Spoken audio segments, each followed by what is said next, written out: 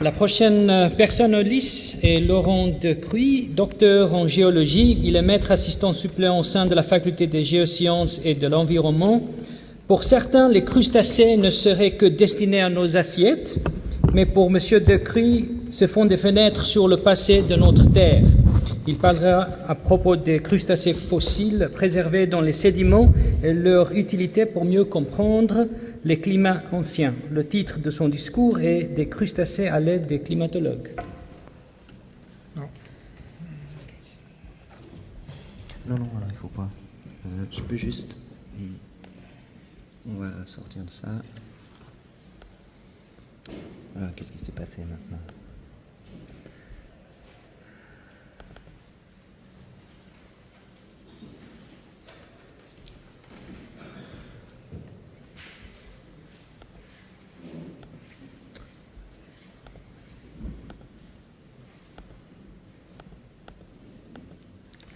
Voilà, bon, ça c'est la dernière. Je suis désolé, tout fonctionnait bien avant. Voilà. Enfin, on a le titre. Donc, bonjour à tous. Donc, avant de commencer, je voulais juste faire une petite précision. En lisant ce titre, on pourrait penser que je suis climatologue ou encore biologiste. On a juste eu un biologiste, donc je ne peux pas être biologiste. En fait, je suis géologue. J'ai suivi une formation de géologie à l'Université de Lausanne. Mais au cours de mes études, je me suis demandé en quoi la géologie pouvait-elle apporter quelque chose au changement climatique. Et j'aimerais, au début de cette présentation, vous montrer en quoi la connaissance du climat passé permet de mieux comprendre le climat actuel, mais aussi permet de mieux prédire les changements climatiques à venir. Donc, on a remarqué depuis environ 100 ans une augmentation de la température. Ici, vous voyez avec cette courbe noire l'augmentation de la température pour l'Europe. Et souvent dans les journaux aussi, on a des projections pour le futur. Donc par exemple ici, vous avez une projection pour le futur qui va jusqu'à 2050 avec une augmentation qui pourrait aller jusqu'à 3 degrés plus que la norme qu'on a entre 1961 et 1990. Mais ce qu'on a rarement en fait, c'est l'explication de comment est-ce qu'on peut prédire les températures dans le futur. Donc en fait, les climatologues, pour faire ça, ils utilisent une équation. Une énorme équation qui est très complexe, que moi je ne comprends certainement pas. Mais il y a différents paramètres qu'ils mettent dans cette équation. Ces paramètres, ça peut par exemple être l'activité solaire ou encore la concentration en gaz à effet de serre de notre atmosphère. Et en utilisant cette équation, à la fin, ils arrivent à une température. C'est une température, si on veut bien, qui est théorique. Maintenant, comment savoir si cette température est correcte ? Le mieux, c'est encore de la confronter à la réalité. Et c'est ce qui est fait en fait sur ce diagramme. Donc, en rose, là-dessous, vous avez des données théoriques qui ont été créées par des modèles climatiques. Et on voit en fait que la tendance générale est assez bien reproduite par les modèles théoriques. Donc si sur 100 ans, on arrive à reproduire des valeurs correctes avec ces modèles, on peut envisager de l'utiliser pour faire des projections dans le futur. Alors ça, c'est assez chouette, ça marche assez bien. Maintenant, on a une variation de température qui est assez faible pendant ces derniers 50 ans, 100 ans. Et puis surtout, on a ça sur une période de temps qui est très très courte. Et c'est en fait là où le géologue, le paléoclimatologue, va pouvoir apporter quelque chose à cette problématique générale. Donc sur ce diagramme, vous avez une reconstruction paléoclimatique pour les 1000 dernières années. Vous avez ici en dessous l'échelle du temps. Et on voit qu'au début du millénaire, on avait des températures relativement élevées. Ensuite, on est rentré dans une phase beaucoup plus froide qui s'appelle le petit âge glaciaire. Ensuite, au 19e et 20e siècle, on a eu une augmentation de la température. Alors ça, c'est l'input, si on veut bien, du géologue, du paléoclimatologue. Et en fait, qu'est-ce que peut faire le climatologue cette fois dessus ? Alors, il peut utiliser un autre set de données qui est par exemple l'effet de l'activité volcanique qu'on a pu reconstruire pour ce millénaire. Il peut utiliser les informations qu'on a sur l'activité solaire avec cette courbe en vert. Et puis surtout, grâce aux carottes de glace, on connaît la concentration de gaz à effet de serre dans notre atmosphère. Et il va pouvoir, en fait, pour chaque année, utiliser la courbe bleue, la courbe verte, si vous voulez bien, et la courbe orange pour calculer une température théorique. Et donc, il peut construire après la variation du climat sur ces 1000 dernières années. Et on remarque en fait que ce modèle arrive assez bien à reproduire la variation qu'on a eue sur les dernières 1000 années.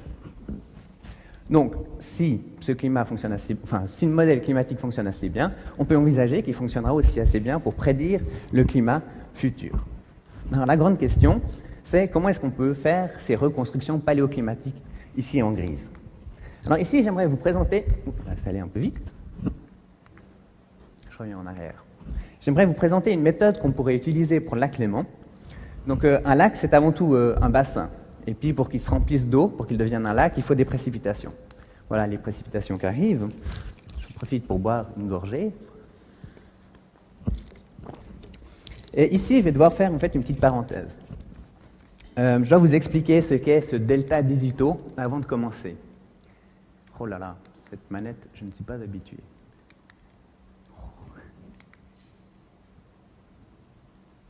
Excusez-moi. Donc la composition isotopique. On sait en fait que dans un atome, il y a un certain nombre de protons et de neutrons. En général, il est toujours pareil. Par exemple, pour le cas de l'oxygène, on a 8 neutrons plus 8 protons. Donc 8 neutrons plus 8 protons, ça fait une masse de 16. Maintenant, il y a une quantité infime d'atomes qui n'a pas 8 neutrons, mais qui en possède 10. Donc 10 neutrons plus 8 protons, ça fait une masse de 18. C'est celui qui est là. Et à l'Institut de minéralogie de l'Université de Lausanne, on a des appareils qui permettent de mesurer en fait le rapport des oxygènes 18 sur des oxygènes 16. Et c'est ça la composition isotopique. Maintenant, si on revient à notre paléoclimatologie, on a remarqué que si on mesure la composition isotopique des précipitations, eh ben, cette composition était directement en fonction de la température de l'air. Alors évidemment, comme les pluies en fait, sont récoltées par les bassins versants et les rivières, elles finissent par remplir le lac. Donc en fait, le lac, la composition isotopique de l'eau du lac est une fonction directe en fait de la température de l'air. Et donc, si on arrive à reconstruire la composition isotopique du lac à un certain moment, on va pouvoir retrouver la température de l'air au même moment. Maintenant, bien sûr, un lac, ça se remplit, ça se vide, ça se remplit, ça se vide. En fait, ça se fait de manière continue, bien sûr, mais on n'aura jamais en fait l'eau du lac d'il y a 300 ans si on va maintenant se plonger dans le lac Léman. Donc ce qu'il nous faut, c'est à un certain moment quelque chose qui nous enregistre la composition isotopique du lac et qui nous la préserve dans les sédiments. Et il y a des organismes qui font ça, et ce sont les ostracodes. Et pourquoi en fait ça fonctionne? C'est parce que ces ostracodes, ces organismes, vont créer une coquille qui est en calcaire et ils utilisent directement l'eau du lac pour faire cette coquille. Donc comme ils utilisent l'eau du lac, finalement ils vont enregistrer l'eau du lac et préserver cette signature du climat. Donc si on veut bien, la composition isotopique des ostracodes est une fonction du climat. Alors, ça c'est la méthode générale, hein. J'aimerais juste un petit peu insister sur cette équation parce que finalement, mon projet de thèse s'est inscrit vraiment tout autour de cette équation. En réalité, elle est un peu plus complexe. Parce qu'on va devoir passer d'un liquide à un solide, donc d'une phase à une autre. On peut voir ça de manière un petit peu plus correcte, si on veut bien. On a en fait une molécule H2O dont l'oxygène va devoir être incorporé à une autre molécule qui est celle de la calcite, qui est du calcium, du carbone et de l'oxygène. Et en fait, lors de ce changement d'état, de ce changement de phase, pour les isotopes, la température a une énorme importance. Donc finalement, mon équation, qui était écrite avant de manière assez simple, elle devrait s'écrire plutôt de cette manière-là, c'est-à-dire que la composition des isotopes des ostracodes est une fonction de la composition isotopique du lac, mais aussi de la température de l'eau du lac. Et puis finalement, dans ce F qui est là, il y a beaucoup de choses. Mais il y a, premièrement, tous les processus chimiques pour passer d'une phase à l'autre, avec la thermodynamique qui y est associée. Mais il y a aussi, comme on s'intéresse sur des organismes, on va devoir prendre en compte l'écologie de ces organismes. Et puis, on va devoir aussi prendre en compte que cet organisme va devoir lui-même prendre les éléments dans l'eau dont il a besoin pour faire sa coquille, finalement. Et en fait, le but de ma thèse a été de bien comprendre cette équation et de la définir de manière stricte. Donc, peut-être maintenant, c'est le temps de montrer ce qu'est un ostracode. Donc, les ostracodes sont des crustacés, on retombe sur le titre, enfin. Et ils sont relativement petits, ils font entre 0,1 à 1 mm de longueur. Donc, on peut les voir seulement sous microscope. Et puis, ce qui est très important pour nous, géologues, c'est qu'ils sont entourés d'une coquille qui est en calcaire. Donc, une fois qu'ils auront perdu cette coquille va tomber sur le sol, enfin sur le fond du lac, si on veut bien. Elle va être incorporée aux sédiments. Et on va pouvoir trouver des coquilles qui datent de plusieurs centaines d'années, de plusieurs milliers d'années, voire des millions d'années. Donc, pour ma thèse, ce qu'on a fait, c'est qu'on a décidé de prendre plusieurs points d'échantillonnage dans le lac Léman. Ici, vous avez l'exemple de 13 mètres de profondeur qui est en face de Versoix. Et on s'est déplacé en fait sur ce site tous les mois pendant une année pour échantillonner de l'eau et des ostracodes vivants. Alors pour ce faire, on a utilisé bien sûr un bateau et un carottier. Un carottier, c'est assez simple, c'est un tube de plexiglas. On le descend à l'aide d'un treuil, on l'enfonce dans le sédiment et puis on le remonte à bord. En gros, ça donne ça. Une fois que c'est remonté à bord, on voit que c'est de l'eau qui était au-dessus du sédiment et puis le sédiment ici. Donc on va pouvoir prendre plein de mesures dans l'eau qui est là, on va pouvoir prendre plein de mesures qui est dans les sédiments qui sont là, et puis finalement on va pouvoir prendre des échantillons d'eau, et surtout on va pouvoir récupérer le sédiment, et puis dans ce sédiment vont se trouver nos ostracodes vivants. Alors au niveau des résultats, qu'est-ce qu'on a? Alors on a mesuré pendant toute l'année la température de l'eau, alors là vous avez la température à 13 mètres de profondeur, donc il fait chaud en été, froid en hiver, là, bon, c'est pas une nouvelle, hein. On a mesuré la composition isotopique de l'eau. Donc elle est vraiment très très stable, donc lac Léman, ça c'est plutôt quelque chose qui nous facilite la tâche. Et puis on a trouvé plein d'espèces d'ostracodes. Ici vous avez des photos de Condona neglecta adultes. Vous avez les coquilles femelles ici sur la gauche et les coquilles mâles sur la droite. On a pu étudier l'écologie de ces espèces. Alors ici vous avez l'évolution en fait au cours du temps des juvéniles jusqu'à l'âge adulte. Donc on voit que les juvéniles apparaissent au printemps, se développent gentiment en adultes et atteignent leur maturité pendant l'hiver. Et puis finalement, pour chaque ostracode vivant qu'on a récupéré, on a dû les sacrifier, voilà. Et puis on a pu mesurer comme ça la composition isotopique de leur coquille.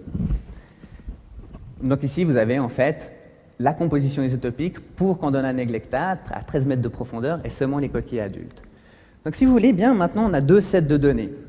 Sur la gauche, on a en fait les données, les informations, si on veut bien, sur l'environnement dans lequel l'ostracode a vécu.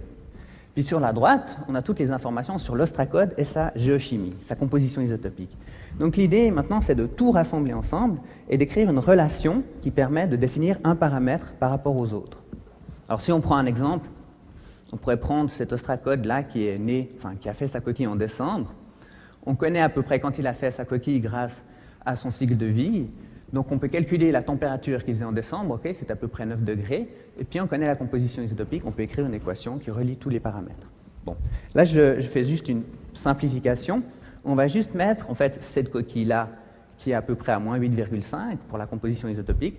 On avait vu qu'elle avait dû être créée à 9 degrés, donc on la met là sur un diagramme, on fait la même chose pour tous les autres points, puis on se retrouve avec une corrélation linéaire. Une fois qu'on a une corrélation linéaire, évidemment, on cherche à trouver l'équation qui relie ces deux paramètres. Et puis ça a l'air bête, mais finalement, cette équation, c'est très important. Parce que si on connaît un des paramètres, on peut trouver l'autre. Par exemple, si je connais la composition isotopique des ostracodes, je vais pouvoir retrouver la température à laquelle il a vécu. Connaissant la température à laquelle il a vécu, je vais pouvoir en fait retrouver la composition isotopique de l'eau du lac à laquelle en fait il s'est formé. Et ainsi, je peux faire des reconstructions paléoclimatiques. Bien sûr, là, on est dans le présent, hein, c'est toujours des ostracodes vivants. Alors on a vu là l'exemple pour Condona neglecta, à 13 mètres de profondeur, pour les adultes, puis on a vu la composition isotopique de l'oxygène. On peut aussi mesurer la composition isotopique du carbone dans ces coquilles, on peut mesurer la quantité de magnésium, on peut mesurer aussi la quantité de strontium. Chacune de ces mesures en fait, nous donne des informations différentes sur l'environnement. Comme on avait aussi des juvéniles, on a pu regarder comment ça se passait au cours du développement, comment tout ça fonctionnait entre les juvéniles et les plus âgés. Et puis, pour avoir une vue plus globale, on a répété cette expérience, on veut bien, à plusieurs profondeurs. Maintenant, comme chaque espèce a une biologie différente, on a répété en fait toute cette démarche pour toutes les espèces qu'on a trouvées. Donc à la fin, qu'est-ce qu'on a? En fait, on a une énorme base de données où on a pu remettre les relations entre la géochimie des coquilles avec tous les paramètres dans lesquels il a vécu. Donc les paramètres environnementaux, le climat et l'écologie, et ceci pour 14 espèces dans 5 sites différents de 2 à 70 mètres de profondeur. Maintenant, bien, à quoi ça sert de savoir ce qui existe déjà, puisque là, on n'a que des informations sur le présent? On connaît en fait comment le présent fonctionne, donc maintenant, on peut aller dans le passé, avec toute notre connaissance qu'on a. Donc ça, c'est le projet de postdoc qui a commencé l'année dernière, donc je fais à l'université. Et on a pris une carotte au large de Lausanne, à 300 mètres de profondeur. Cette carotte fait 8 mètres de long. Ici, vous voyez en fait une photo de la partie supérieure. Et si maintenant on s'amuse à regarder en fait les ostracodes dans les derniers sédiments qui sont déposés au fond du lac, on aura les informations sur la période qu'on est en train de vivre. Maintenant, par contre, si on descend un peu plus profond dans le sédiment et puis qu'on prend des ostracodes ici, par exemple, qu'on analyse leur composition isotopique, on va pouvoir avoir des informations sur l'environnement, le climat, dans les années 1900. Et puis si on va un petit peu plus loin, on va pouvoir en fait revenir des millénaires et des millénaires et faire une reconstruction paléoclimatique depuis le retrait du glacier du Rhône jusqu'à nos temps. Avec cela, je conclus et je vous remercie pour votre attention.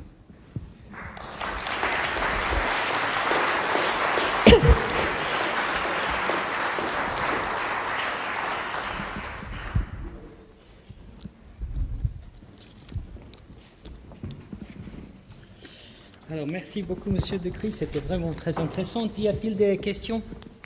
L'assistance?